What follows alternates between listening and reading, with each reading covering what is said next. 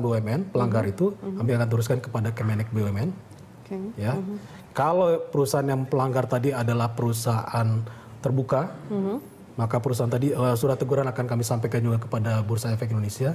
Kalau yang bersangkutan itu adalah otomatis kalau semua yang lain adalah akan kami teruskan apapun statusnya kepada Kementerian Keuangan, dalam hal ini Ditjen Pajak, karena kami yakini semuanya adalah wajib pajak, ya, semua pelanggar tadi. Dan kedua juga pasti akan kami sampaikan juga kepada OJK, karena kami yakini semua korporasi debitur otonomi sekaligus juga adalah debitur.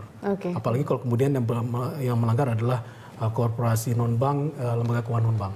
Tentu itu kan di bawah kewenangan OJK juga untuk pembinaannya, sehingga itulah bentuk sanksi administratif yang kami akan berikan. Memang ada pertanyaan, kalau Mbak Vero ikuti juga berita dalam beberapa hari terakhir, ada yang meragukan efektivitas dari sanksi ini kalau hanya dalam bentuk surat teguran. Itu saya baru bertanya, dari follow up-nya akan seperti apa Pak kalau misalnya sudah ada surat teguran begitu, bagaimana? Surat ini pertama tentu saja ini adalah satu bentuk sebenarnya PBI mengatur mengenai kehati-hatian ini, boleh dibilang mungkin yang pertama selama ini. Setelah kita melepas semua kontrol devisa, mungkin ini salah satu bentuk pengendalian atau kehati-hatian utang luar negeri yang pertama kita lakukan.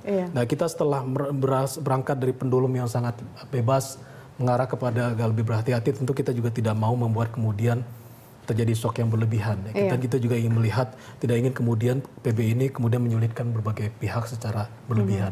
Makanya kemudian kita melakukannya secara bertahap. Pertama tadi saya sudah sebutkan bahwa rasio-rasio tadi juga diawali dengan rasio yang relatif rendah menurut pandangan kami, kemudian baru ditingkatkan sesudah itu, dan kemudian juga sanksinya juga tidak serta-merta. Sanksi ini kemudian kami terapkan nanti sejak laporan triwulan 3 2015. Walaupun ketentuan PBI ini sudah diterapkan sejak awal Januari tahun depan, tapi sanksinya baru kami akan terapkan sejak triwulan 3, dan kemudian juga khusus untuk yang pemeringkat juga baru kami terapkan sejak tahun depan. Artinya masih ada spare waktu untuk masih. Dan kedua juga kami meyakini, walaupun sifatnya sanksi administratif berupa surat teguran, di dalam dunia perkreditan ya, surat utang piutang seperti ini, kepercayaan sangatlah dipentingkan. Dan apalagi bagi kreditur luar negeri.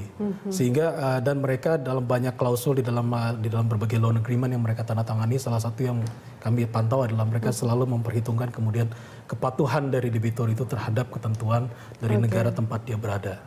Nah, jadi kami berkeyakinan itu ya, walaupun bentuknya surat teguran, tapi itu kemudian bisa diinformasikan kepada kreditur yang bersangkutan, itu akan daya deterensial cukup tinggi juga. Dan kemudian juga kami berharap melalui kerjasama dengan berbagai instansi terkait ini tentu kemudian menjadi alat juga, misalkan bagi OJK di dalam memantau kesehatan bank, karena di situ ada korporasi-korporasi besar yang menjadi debitur dari bank yang bersangkutan, bagi BI juga, bagi pengawas pasar modal, dan juga tentu bagi BUMN. Dan khusus untuk BUMN kan kami juga melakukan kerjasama dengan beberapa instansi terkait untuk mempermudah dan memperkuat pelaksanaan hedging ini di kalangan BUMN. Iya, kalau perusahaan pemerintah sepertinya jauh lebih mengikutilah peraturan yang ada, begitu beda dengan swasta. Tapi ini tetap artinya hanya pengelolaan utang ya, tapi bukan untuk membatasi utang luar negeri, begitu ya Pak. Nah, bagaimana kemudian artinya ini kan juga tetap harus dikendalikan, utang luar negeri juga akan terus bertambah begitu, meskipun ada pengelolaan,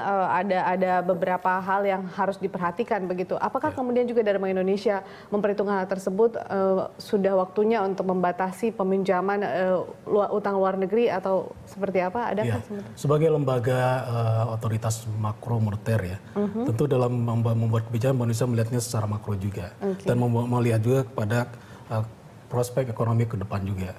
Dan bagaimana juga status Indonesia masihlah negara berkembang. Dan di berbagai negara sebagai status negara berkembang tetap masih membutuhkan modal, pembiayaan dari luar. Tidak ada yang bisa tumbuh dengan kecepatan yang cukup tinggi tanpa ada modal. Apakah itu modalnya dalam bentuk PMA yang di dalamnya sebenarnya juga ada unsur hutang, karena biasanya PMA yang masuk ke Indonesia juga menyediakannya tidak semuanya dalam bentuk ekuitas, dalam bentuk hutang juga, tapi kepada anak perusahaannya di Indonesia. Jadi itu hutang juga. Ya, itu biasanya hutang antar afiliasi kami sebut. Nah, jadi kebutuhan itu tetap ada. Tapi yang terpenting adalah kebutuhan itu didukung oleh pertama daya dukung dari secara mikro dari perusahaan yang berhutang. Jadi dia berhutang sesuai dengan kapasitasnya dan sesuai juga dengan kemampuan dia menghasilkan falas untuk membayarnya kembali.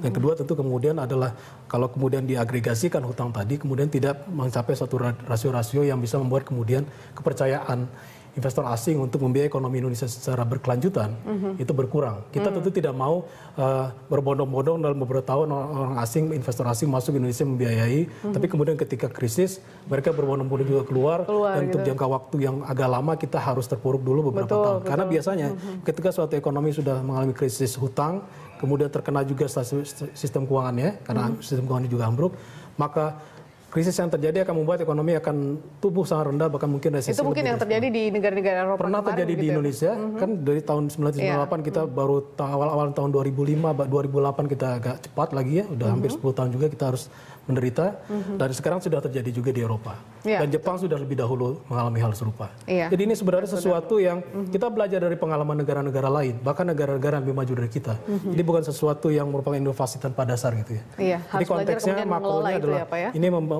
kita paham kita butuh dana, tapi kita ingin supaya dana itu dikelola dengan lebih baik, supaya kita tidak terombang-ambing dalam krisis yang berlanjut.